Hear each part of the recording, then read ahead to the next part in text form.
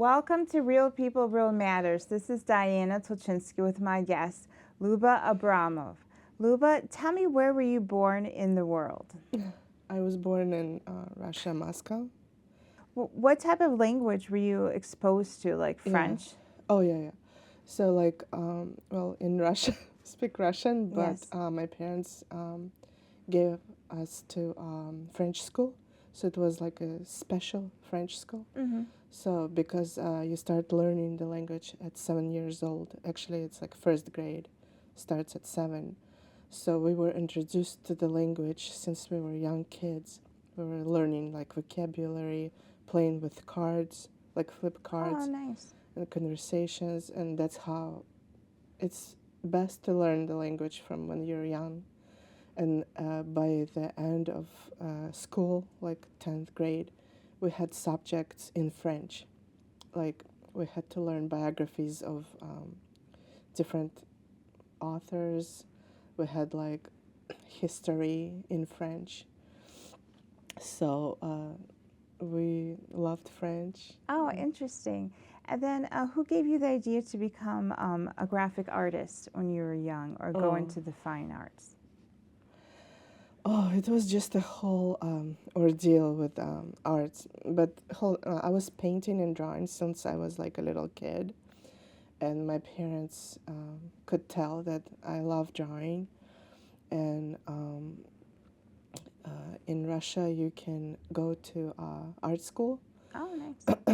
But when you're 11. So there's a 4-year art school for kids, and then from 11 to 15, and then of course you go to like higher education. So I was admitted to art school, and I went there for 4 years before I came here.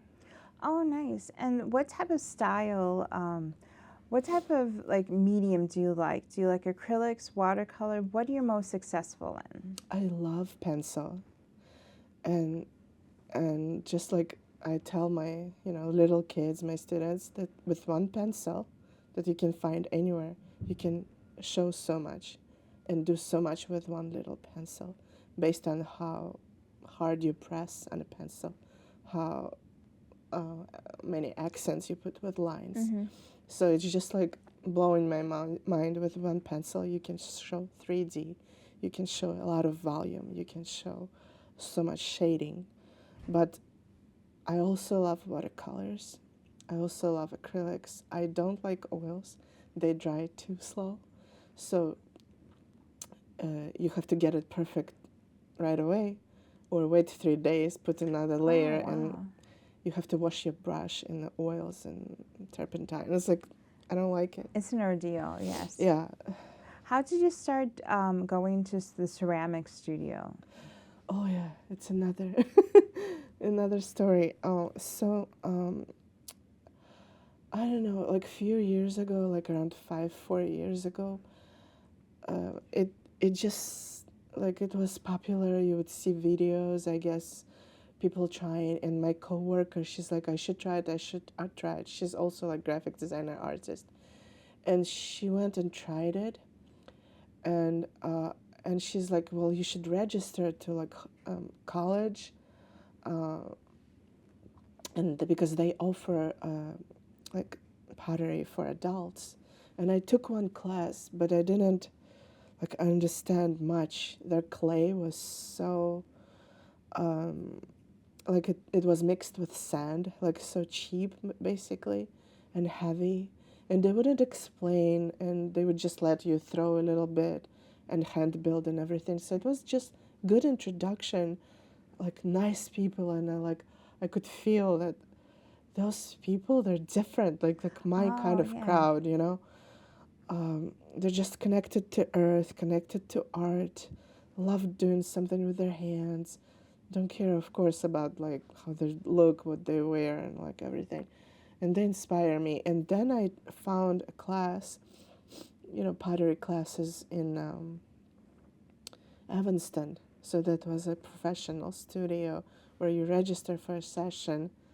And it was like, I fell in love, and I kept taking classes, paying for the sessions. And I'm like, this is too much money. Oh, and then you started your own ceramic studio in your own home. Yeah.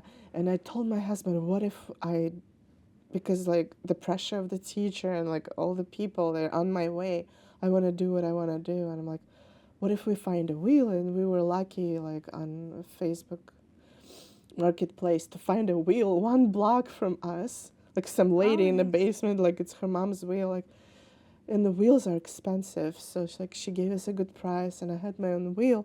But with the wheel, you wanna glaze things, you wanna fire things. So one thing after another, like how about we find a cheap kiln, And we went to Wisconsin and found a cheap kiln and started working. But my husband, I wouldn't be able to do it without a man, Like Oh, my yeah. husband, it's all very heavy. It takes a lot of like electrical stuff. Like he supported me all the way. Like, and he's like, yeah, let's do it. And like, he's also an artist. He's Oh, very handy. nice. So we Yeah. make a good team. So just tell me, like, when did you end up going with acrylics? Like, how did you open up your own art studio? Yeah. So once we started producing like pottery, it piles up and nobody needs it. Like, you wanna look for ways to sell it, and like you don't know where to to take it. And so like people sell on Etsy, but also we started exploring like art markets, farmers markets, and art fests. And so we started having our own booth with our pottery, but also I was thinking about what people might like.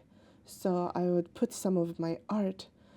People love dogs, people love animals, people love flowers, people love nature, and I love it too. So I enjoy when I paint something small for people to give as a gift. I show them like variety of my work, and if you want a drawing or if you want a card, a watercolor card, all hand painted. If you want a small canvas, and then that's how I started, and it Oh, nice. didn't look professional in the beginning. And then I'm like, oh, stealing ideas from other people, like how they put like plastic sleeve, over the envelope so it looks more professional and presentable, or like some matte frame or some like frame, because they actually want to take it and just give it. They don't want to frame it. So I don't know. It's just like, I think like when you're artistic, you keep exploring many things, Nice. and like because now we use like the bowl as a white canvas, and you can paint on top of the bowl, on top of the mug. You can paint a bird. You can paint a landscape of flowers. So it gives you it can like pottery. It takes pottery to painting. Some people just glaze it and that's it. But you can actually paint. Did you work as a professional graphic artist and like a product designer for a decade Yes, or so more? like in college, I was studying interior design Oh. and architecture because my dad was drafting on AutoCAD. Nice. He's like, Luba, you have to learn AutoCAD. It will have bread on your table. Yeah. Give you some profession and money. And I'm like, okay, because I didn't know like what to do. And I started learning AutoCAD and I became good at it. And it was all in the late 90s. Oh, interesting. Yeah, I was in college in like 96, 97, 98. And I was working for different architects, but like I didn't want to go into architecture. It was too structural for me. Like I didn't want to calculate the weight, the bearing wall, and 16-inch and center, whatever the beams are. And I'm like, I'm not gonna go into this. I can draw you elevations with pretty windows, and I can plant Nice. some trees outside. That's what I told the architects. Let me do the outside, not the inside.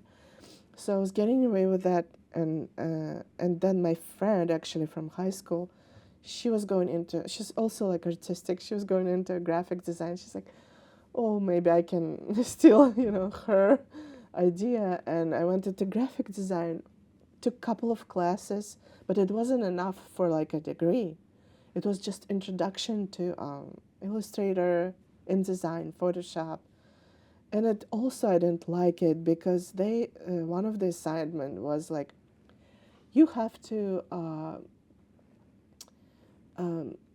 illustrate popcorn. Popcorn. Yeah, and then the teacher was like, think of popcorn. It's happy, pop, pop, pop. And I'm like, well, I don't have association with popcorn at all, so I don't know how to show it happy. So I'm like, I didn't enjoy that assignment. Another assignment was to make a collage, or not a collage, like a poster on a computer of your role model or people who inspire you, person who inspires you. And I picked Russian ballerina Maya Plisetskaya. So because I read like a book about her biography and everything, but I couldn't show what I needed because I didn't know the programs. So I went to my neighbor. He was in the like Academy of Art, and I'm like, I drew it for him. Can you show me? Can you do this? So I had an idea of her leaping like in a split over the fire in her tutu, like over the fire, and then all those like little details from her life, because she had a hard life too. Yes. Like I don't think she ever had kids and everything. So he came to our house, worked with Photoshop, and we had to pay him. He did my project for me. Yeah. And I was like amazed by all those layers. And the layers work like as application in like paper. Package. Like yeah. A package. So if you like glue paper, like 2D paper on top of another, that's basically Photoshop. I'm like, how does he work with all those layers? And now I love Photoshop. Oh, nice. And then I didn't like. So I graduated. I had kids. I had divorces. I had like losing jobs, being in unemployment, all that. And then when my like second child, my younger daughter, it was time for her to like go to preschool, and I needed to work and support myself because I was like single mom. So I just like started applying for the graphic design jobs because I knew I didn't want to draft for on AutoCAD. I used to work like for landscape architects. I used to work for exhibit design firm. They make exhibits, like they make those panels that go in like merchandise mart, and they display like some kind of like new device. And I remember in the 90s it was Bluetooth, and I'm like, what is that? So they made a display for Bluetooth, and I'm like, I didn't know what it was, but like it sounded so cool. Now it's like, so yeah, I used to work for them, and I was kept moving around Chicago and everything, and I practically came to one company, and I said, please hire me. Like I'm gonna do everything you need. And I was such a bad graphic designer. And like the girls that worked with me, like she can't do anything. She can't design. And my boss, he was on my side. He's like, well, sometimes bad design is also a design. Yeah. I'm like, oh, this is so sweet and cute, but like, they're right, you know. And then I picked up, like they will kind of taught me, like, place this here, and I still had no concept, because art and design is like kind of different. Like you can be a good graphic designer or a designer and be a bad artist. Like they couldn't like make a line or paint or draw like realistically, but they're like, you know, awesome graphic designers. Basically, I like learned the programs, and now what I do is not creative. It's not design. It's basically like more architectural, actually, but working on graphic design programs. So it's basically one girl, she said, like, we put stickers, place stickers on paper, you know, like deal with dimensions, maps, and logos that are already designed for us. So we don't design much, but it's a very mechanical, like, job, but so it's a job, you know. Oh, interesting. So, like, what's the difference between architecture and just like product design? Yeah, architecture, like for architects, like they people like if people want an addition, or they want a new hospital, like on a land, or So they have so they give you existing plans, and then they want new drawings of what it's gonna look like.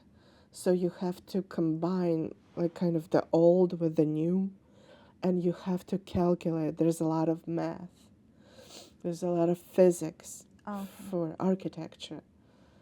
But I guess graphic design is kind of like an umbrella for like it can go anywhere. It can be logo design, it can be like collateral, like brochure design, it can be signage, it can be a lot. I actually used to work for a signage company too. Oh, nice. They went bankrupt. It was like so cool. How do you like the gaming industry and like the anime? Yeah, I know it's very popular, but I don't play any games. But they need like character development and everything. And anime can also be like 2D, or like when you just like draw and like use markers, or you can use, I guess you can draw on a tablet or on your computer, like paint, and then animate it. So there's many kids that are so talented in anime, and like for example my stepdaughter. Yes. She's very talented because somehow they feel it, somehow they really like connected to it. And one of my students, she loves anime, but they draw on in a sketchbook. Yeah. But I guess the next level is to draw on an iPad, on a pad. Oh, interesting. And how did you discover Seaglass? So Seaglass was like basically in between stage because our pottery like closed because we moved. So we moved. In a Skokie house we had everything set up, and I was teaching, and I was like in my flourishing stage in pottery. But we had to downsize. We had to sell that house. We needed some money. So we bought a small old house in Glenview that needed remodeling, unfinished basement, everything old. It took my husband 3 years to remodel everything by himself. But the goal was still in our mind to have an art studio just like the Skokie. And that basement actually was bigger. The Glenview, the new basement is bigger. And finally, because we did have all the equipment, it was just sitting there collecting dust. And my dad passed away like 9 years ago. And I guess my mom was like going to the beach a lot. Oh, nice for nature. Yeah. And we were, the lake is here, so of course, like people who immigrate, they're like, oh, there's a lake, we should go there. And like, I think Eastern Europeans love the water, love the beach. Like some Americans don't even like care. But I guess like because sometimes the water was a luxury, like in Moscow, there's no large body of water. You have to go to Crimea. You have to take a train. It's basically like Florida for Northern Americans, I guess. I don't know. So it's but the climate is warmer. But here, like it's basically like free beach. Like in the summer, you can swim. So we love the water, but water actually like calms you down. It's like, you're clearing your mind, clearing your thoughts. The sound, it's proven by science, like like the sound of water, of the waves. We love the lake, and what I started noticing in the rocks and the pebbles on Lake Michigan were the fossils. So those fossils it's like print of an old shell or corals or like different, like they call them crinoids. Like there's all kinds of like there's horn corals. They're all like billions of years ago, because I think that in the ice age, maybe I don't know if there was water here or the lake. I don't know the whole story, but there was some activity here or volcanic or something. So there like if you Google like Lake Michigan fossils, they're pretty. They're so beautiful. And we started collecting those with my mom. And then one girl was collecting Seaglass, and I'm like, what are you collecting? She's like, Seaglass. And I'm like, wow, who needs this Seaglass? Like, Oh, it's yeah. basically garbage Pebbles. glass. And I found some. Like, she showed me what it looked like, and I gave her some. Even though it's so precious, there's not much Seaglass, in the world left. And I'm like, why did I give her those 3 pieces? It's Oh, okay. Yeah, I still remember. I should have. No, it's fine. And then I'm like, oh, it's so pretty. Like, we can collect. So I didn't collect for myself. My mom started collecting first, and I was giving her all my Seaglass. And then she started putting them in jars, color categorizing, and like, it's also pretty. And then I'm like, maybe I can collect it for myself when I'm not with my mom. So I started collecting it for myself, going to different beaches, like seeing different colors, reading about it. And you don't realize how popular it is. There's conventions for Seaglass. There's like auctions. People sell, people exchange. People look at it like with a magnifying glass. Yes. So the thicker, what I learned, the thicker the Seaglass, the more valuable it is, the more frosted it is, the more valuable it is. And it has like, and you can tell if it's old because the glass, the old glass, they used to make things really thick, very good quality. Even the old bottles, like jugs of, like jars or jugs of milk, you can tell the glass is thick. Not like now, like it's so thin, yeah. cheap and stuff. So we were finding thick glass, and I'm like, it's probably 100 years old. And I love history. I love all the old stuff, Oh, yeah. And somebody gifted me a book, like my friend gifted me, about Seaglass, with different colors, and the most rare colors are like red, yellow, orange, cobalt blue, teal. And we even have like a small thing with my mom. If we find cobalt blue, it's like, one of the rarest colors. It's a sign from my dad. Oh, nice. So every nice. time we find a small piece, I'm like, Dad says hi. Yes. Because like we can find only 1 or 2, like in like 2 hours. So he's always with us, because nice. like. Have you traveled anywhere around the world for Seaglass? Yeah. So I started joining like Facebook groups, because Facebook groups are so helpful. It's just people with the same passion. They share ideas. Same with pottery. Same with anything, crochet. If you do something, crafts. So they started posting Seaglass, what they collect and where. And there's like crazy guy from England post like this big pieces, they're round, and he calls them dragon glass. And he's like, there's a lot of like an egg shape and everything. And people post from Puerto Rico, people post from Spain, Greece, like all over, where there's like ocean and sea. But that guy from England, like I showed my mom, like this is like, it's surreal, because they are shaped like stones. And actually people think they're like precious stones. They're like, what does it mean? What is the meaning of this color? I'm like, this is just glass. It's not actually a crystal. They think it's crystals. But anyway, so I mentioned to my husband, like, can we go to England and like collect that beautiful Seaglass? He's like, you're out of your mind. Like, I'm not going to England for Seaglass. This is weird. This is stupid. Well, who knows? I just wanted to like throw the how do I say, like an idea in his head, plant. Yes. And it was, and it kind of like spawn into a different. Yeah, I said, idea. what if we combine with another country so you can look for things you like? So I needed to like convince him that this is a good idea. And we planned a trip.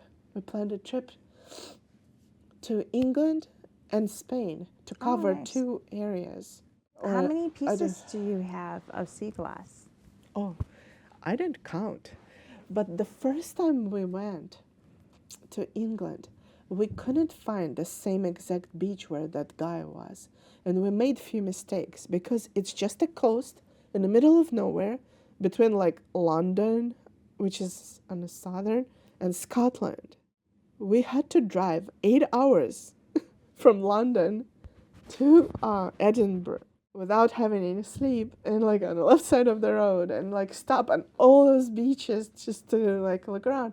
It was like half snow and half rainy, super bad weather, and like but I was so happy. I was like high on adrenaline holding those pieces. Nice, nice. But we missed some of the best spots because we didn't do our research. So the first time we collected, like, should I tell you in pounds? Like, maybe like 20 pounds. So, and then next time we went, second time, I think our bag limit is like 50 pounds. Yeah. So it's just a small, like, carry-on. But the Thank glass you. is so heavy. We also had rocks because we tumble rocks. So the poor lady, she's like, in the airport, she's like, "What do you have there? Rocks?" And we're like, "Yeah, it's just actually 50 pounds of rocks and glass." Thank you. So I have like few boxes now because I keep making the art so all those boxes I color categorize, and I have like Spanish glass and English glass because the colors are different. Oh, nice. And he's like, let's go again, my husband. And I'm like, well, I have 2 years worth of sea glass. Like, let's take it slow and like let me spend this one first. Thank you, Luba Abramov, for this wonderful conversation about sea glass in your life. Oh, thank you so much for having me. I appreciate the opportunity, and I hope it's gonna be inspiring to people who look at my art in Glenview Library. Great. Thank you for watching Real People, Real Matters. This is Diana Tulchinsky with my guest, Luba Abramov. Please watch us again.